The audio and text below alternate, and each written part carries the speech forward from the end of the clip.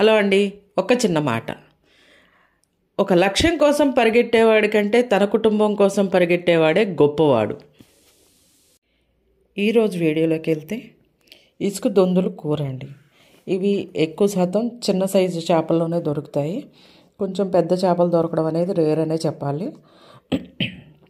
మార్కెట్కి వెళ్ళేసరికి కొంచెం హాఫ్ కేజీ కంటే కొంచెం తక్కువగా వెయిట్లో ఉన్న 2 చేపలు దొరికాయి. సరే ఎలా అయినా సరే ఈ కర్రీ చేసి చూపించాలని తీసుకొచ్చానండి. వాటిని క్లీన్ చేసి వాళ్ళే ఇచ్చేసారు. దానికి కావాల్సిన మసాలా అంతా మనం రోట్లో వేసేసుకొని నూరుకుందాము. అల్లం, వెల్లుల్లి, జీలకర్ర, ధనియాలు, లవంగం, దాల్చిన చెక్క, గసగసాల ప్లేస్లో నేను కొంచెం 4-5 జీడిపప్పు పలుకులు వేసుకున్నాను, కొంచెం జీలకర్ర. అలాగే మనకు సరిపోయేంత ఆయిల్ స్టవ్ మీద పెట్టుకొని దాంట్లో కొంచెం సాజీరా, అలాగే 2 రెమ్మల కరివేపాకు. అవి వేగిన తర్వాత మనం 2 ఉల్లిపాయలు నూరుకోవడం కానీ సన్నగా తురుముకోవడం కానీ చేసామనుకోండి బాగుంటుంది. 2 పచ్చిమిర్చి వేసేసి అది కూడా వేయించుకున్న తర్వాత సరిపోయేంత సాల్ట్, నేను కళ్ళుప్పు వేసుకున్నానండి. అదే కొంచెం పింక్ ఉప్పు, కళ్ళులో పింక్ ఉప్పు అది వేసాను. కొంచెం పసుపు, కారం మనం చేపల పులుసుకి వేసుకున్నట్టు కాకుండా కొంచెం లైట్గా వేసుకున్నాం అనుకోండి సరిపోతుంది. ఇగురు కూర కదా, పులుసు అయితే కొంచెం ఎక్కువ పడుతుంది, కానీ ఇగురు కూర కాబట్టి ఎక్కువ కాకుండా నేను కొంచెం తక్కువ వేసాను.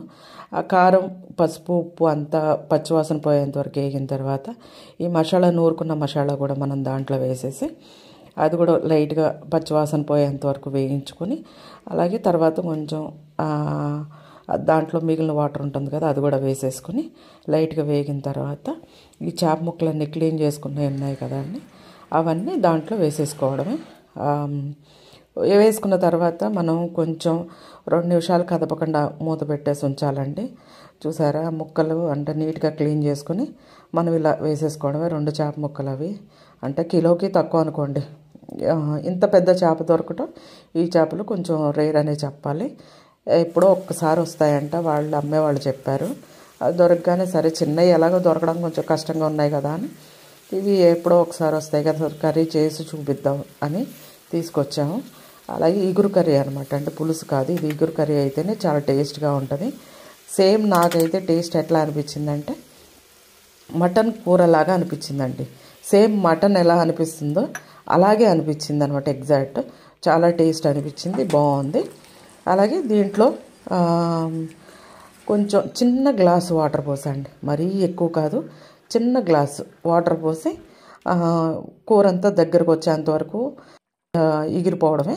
తర్వాత దాంట్లో కొంచెం కొత్తిమీర, మనం కొంచెం కొత్తిమీర వేసేసుకొని ఒక 2 నిమిషాలు మళ్ళీ కొంచెం ఆ వాటర్ ఉంది కదా ఆ వాటర్ అంతా ఇంకేంతవరకు మూత పెట్టేసుకుందాము. ఎందుకంటే జీడిపప్పు వేసాం కాబట్టి కొంచెం చూసుకుంటూ ఉండాలండి. ఎందుకంటే జీడిపప్పు తొందరగా అడుగు పడుతుంది అనమాట, అంటే వాటర్ ఉన్నా కూడా లైట్గా ఒక లేయర్ లాగా పట్టేస్తుంది, అందుకని కొంచెం చూసుకుంటూ ఉండాలి. తర్వాత మనకి కూర రెడీ అయిపోయిందండి. టేస్ట్ చూద్దాం ఎలా ఉంది ఏంటి అనేది. కొంచెం రైస్లో నాకైతే అసలు ఎక్సలెంట్ అనిపించిందండి, చాలా టేస్ట్ అనిపించింది. ఈ వీడియో మీకు నచ్చితే కనుక మంచి కామెంట్ చేసి, లైక్ చేసి, షేర్ చేసి తప్పకుండా సబ్స్క్రైబ్ చేసుకోండి.